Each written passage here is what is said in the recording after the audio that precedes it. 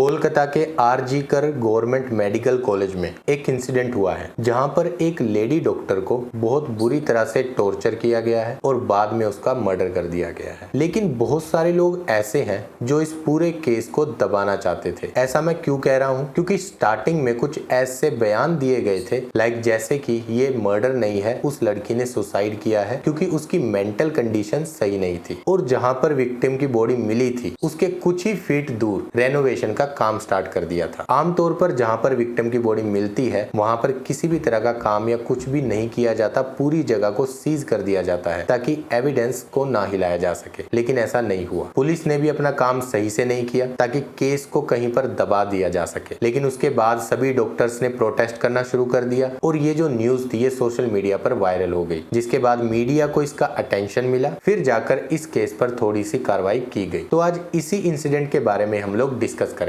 कोलकाता का RG Kar government medical college, वहां पर एक लेडी डॉक्टर जिसने 36 घंटे तक काम किया। क्या काम किया? पेशेंट्स की देखभाल की। और उसका रिवार्ड उसे क्या मिला वो हम आगे आपको बताते हैं। 36 घंटे काम करने के बाद वो कॉलेज के ही सेमिनार हॉल में गई आराम करने के लिए। उसने वहां पर खाना खाया अपने कलीग्स के साथ। बाकी कलीग्स अपनी ड्यूटी पर वापस चले गए लेकिन वो वहीं पर रुक गई थोड़ा सा आराम करने के लिए। ये बात है रात के कुछ 2 या 2:30 बजे की। सुबह के 4 बजे वहां पर एक आदमी आता है जिसका नाम है संजय रॉय। वो उस लेडी को पकड़ता है और उसे टॉर्चर करता है और बाद में उसका मर्डर कर देता है। बॉडी ऑफ द गर्ल जिसके मुंह में खून था, शरीर में कोई कपड़ा नहीं था, पैर दोनों राइट एंगल में मिला गया।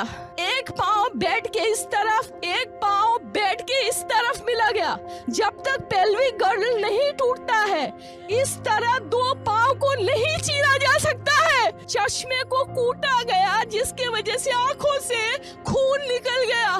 गले में गला दबाकर मारा गया। ये पूरा पोस्टमार्टम रिपोर्ट में वायरल हुआ है, आप लोग कृपया देखिए।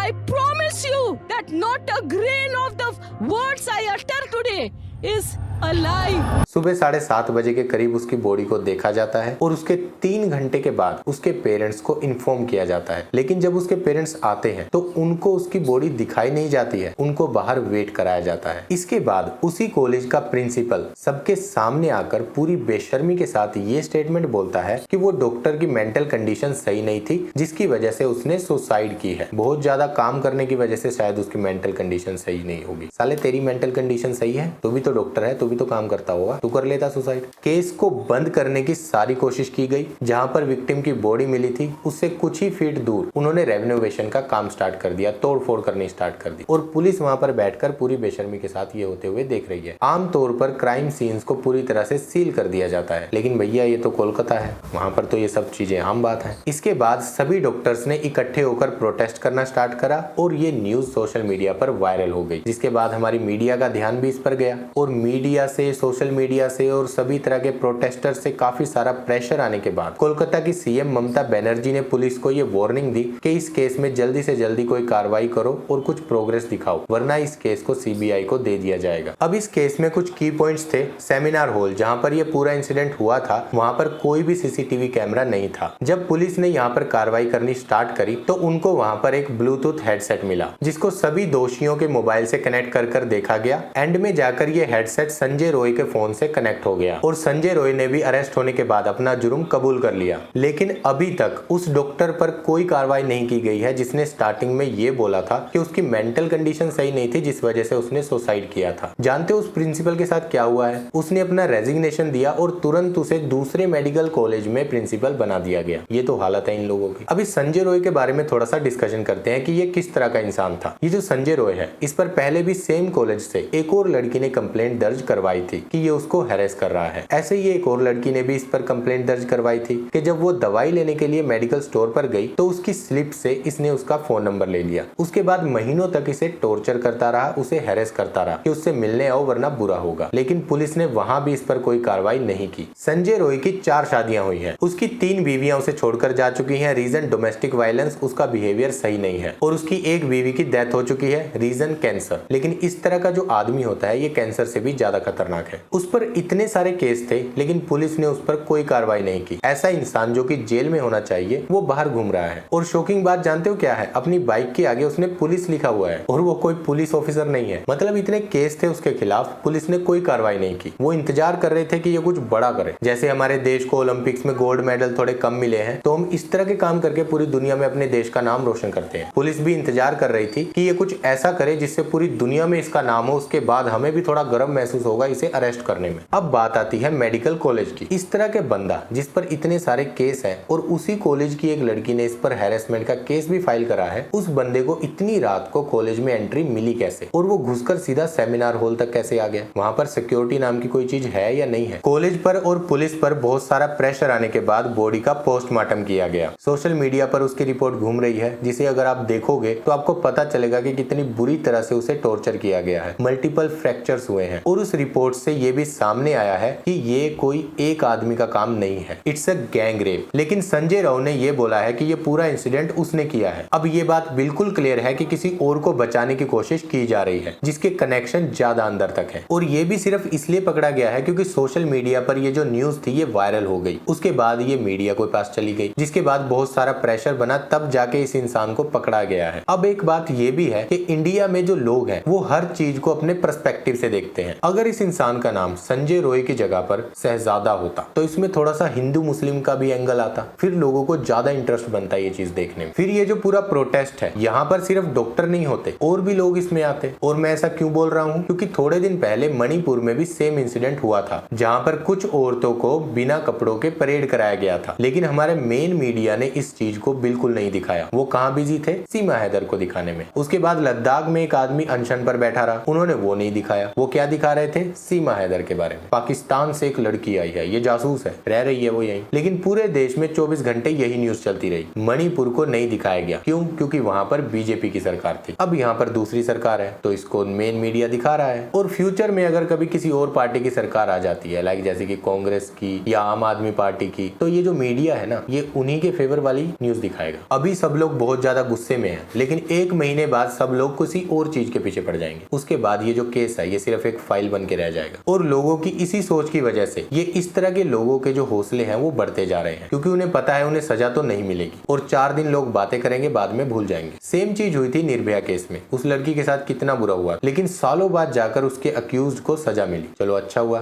सजा मिली, लेकिन सजा मिलने से पहले उनका एक इंटरव्यू लिया गया। दूसरे देश से रिपोर्टर आए थे जिन्होंने उनका इंटरव्यू लिया। वो भी उनकी मेंटेलिटी देखकर डर गए थे। उन्होंने अपने इंटरव्यू में ये बोला कि अगर वो लड़की उनके साथ कोऑपरेट करती तो वो उसकी ऐसी हालत नहीं करती, वो अपना काम करते और छोड़ देते। Cooperate really? ले देकर इंसान के पास अपनी इज्जत ही होती है। वो कमाता है, घर बनाता है ताकि लोगों में उसकी इज्जत बनी रहे। तुम वही उससे ले रहे हो और बोल रहे हो कि भाई कोऑपरेट कर ले। ये चीज है कोऑपरेट करने वाली? आपने बहुत सारी चीजें सुनी होंगी कि बेटियों को बोझ समझा जाता है। इस घर में जब किसी के घर में बेटी होती है ना, तो उसे ये डर नहीं होता कि वो बोझ हो गई। उन्हें डर लगता है ऐसे लोगों से, ये लोग जो बाहर घूम रहे हैं। और अगर ऐसे लोगों के थोड़े बहुत कनेक्शन हो पॉलिटिकल पार्टी से, तो फिर तो इन्हें कोई रोक ही नहीं सकता। पुलिस सारे एविडेंस खत्म करने में लग जाएगी। और अगर किसी तरह से केस कोर्ट में पहुंच गया तो ज्यादा से ज्यादा क्या करना है, एक ऐसे ही तो लिख के देना है। सेम इंसिडेंट आपने पढ़ा होगा पोर्शे कार केस में। वहां पर एक लड़के ने 2 लोगों को मार दिया और उसको जज ने क्या बोला कि एक ऐसे लिख के दे दे और घर जा। ये तो हाल है इनका। और फिर भी अगर कोई लड़ झगड़ कर अपना केस वहां पर टिकवा दे तो अगले 50 साल तक तारीखें भरते रहो। बहुत सारी लड़कियों के जब नंबर आए तो उन्हें मरे हुए भी 2-2 साल हो चुके थे। सोशल मीडिया की वजह से ये सारी न्यूज हम तक पहुंच पाती है, वरना किसी को क्या ही पता चलेगा कि कहां पर क्या हो रहा है। लाइक कश्मीर में बैठे हुए आदमी को क्या पता तेलंगाना में क्या हो रहा है या कोलकाता में क्या हो रहा है, क्योंकि पुलिस और मीडिया तो अपना काम करती नहीं ढंग से। सोशल मीडिया से चीजें बाहर आ जाती हैं, फिर कहीं जाकर इन पर प्रेशर बनाए जाते हैं। जानते हो हमें क्या करना चाहिए? ऐसे लोगों का गुनाह सामने आते ही उनका काट के हाथ में दे दो। एक के साथ करेंगे लाखों लोगों को सबक मिल जाएगा, क्योंकि ये जो केसेस है ना, ये दिन ब दिन बढ़ते जा रहे हैं। इनको रोकने के लिए ना 10-15 को एक खूंखार सजा दे दो, उसके बाद देखो लाखों लोग इससे ही सुधर जाएंगे। क्योंकि पूरा दिल पर पत्थर रखकर मैं ये बात बोल रहा हूँ, ना ये पहला केस था और ना ये आखिरी होने वाला है। अगर चीजें ऐसे ही चलती रही तो औरतों को देवी बोलने से कुछ नहीं होगा। ऐसे लोगों को समझाना पड़ेगा कि वो भी इंसान है, वरना ये तो वो लोग हैं जिन्होंने गंगा को मैया मैया बोलकर उसकी क्या हालत कर दी है। गटर छोड़ दिए हैं उसमें, उसका पानी पीने तक भी नहीं छोड़ा, कहने को वो गंगा मैया है। इस वीडियो को ज्यादा से ज्यादा लोगों के साथ शेयर कीजिए ताकि ज्यादा से ज्यादा लोगों को इसके बारे में पता चल सके। Thank you so much.